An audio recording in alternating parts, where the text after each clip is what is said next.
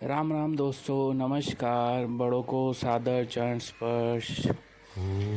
दोस्तों, आज मैं जो बात कहने वाला हूँ वो एक कहानी के रियल स्टोरी के माध्यम से आपको बताने वाला हूँ। मेरे एक मित्र हैं अमर भाई। उनके उनके घर में वो हैं, उनकी माता पिता, उनकी वाइफ, उनके 2 बच्चे हैं। अमर भाई के फादर को डायबिटीज़ है और कुछ समय से उनका स्वास्थ्य ठीक नहीं रह रहा था, तो वो एक बार अपने फादर को अपने साथ डॉक्टर के पास लेके गए और डॉक्टर ने चेकअप किया और रिपोर्ट्स वगैरह सब बताए। उनके फादर को कुछ व्हीकल चलाने नहीं आता था, इसके लिए वो अपने फादर को हर जगह लेके जाते थे। 2-3 दिन के बाद अमर भाई जब डिनर पे बैठे तो उन्होंने अपने फादर को कहा कि पापा, कल से गुड़िया को मैं स्कूल छोड़ने नहीं जाऊंगा, यहाँ से 2 किलोमीटर है, मॉर्निंग में आप थोड़ा अरेंज कीजिए, आप उसको छोड़ के आइए। उनकी माताजी को ये बात कुछ ठीक नहीं लगी और उनका मूड ऑफ हो गया। बट नेक्स्ट डे अमर भाई के फादर ने वैसे ही किया। बच्ची है, अभी उसको स्कूल तो लेके जाना है, तो वो उसको पैदल ही छोड़ने जाते थे। 2 किलोमीटर 3 किलोमीटर पे स्कूल का फासला था। वैसे अमर भाई जाते थे, बट अभी उनके फादर को उन्होंने बोल दिया कि मुझे थोड़ा सेट नहीं हो पाता है, आप जाइए सुबह। ऐसा ही किया। 15 दिन के बाद में उनके फादर की रिपोर्ट्स जो थी, रेगुलर चेकअप था, वो उन्होंने कराया और रिपोर्ट्स आए तो उसमें उनके फादर की जो तबीयत थी वो भी काफ़ी इम्प्रूव हुई थी और उनका डायबिटीज़ लेवल जो था वो भी डाउन हो गया था।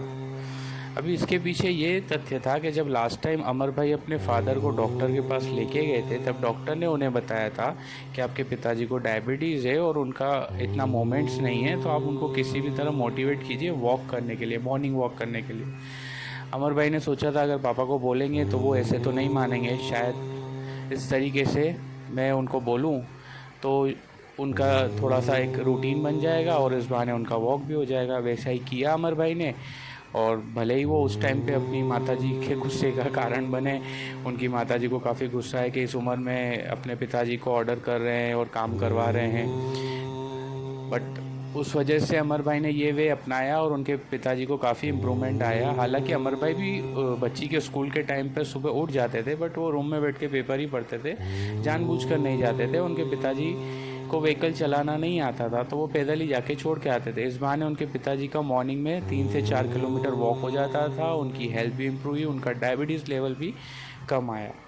मेरा ये आपको कहानी बताने का तात्पर्य यह था कि कभी भी किसी आदमी को उसके एक्शन से जज मत कीजिए, उसके इंटेंशन से जज कीजिए। हर कार्य के पीछे किसी का क्या इंटेंशन होता है वो देखिए।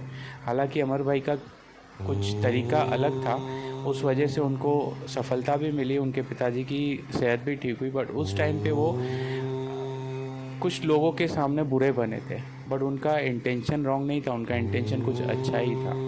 तो मेरी आप सभी लोगों से ये विनती है कि किसी भी कोई भी परिस्थिति में कैसा भी हो, किसी के एक्शन से उसको जज मत कीजिए, उसके पीछे का इंटेंशन क्या है वो जान के उसको जज कीजिए।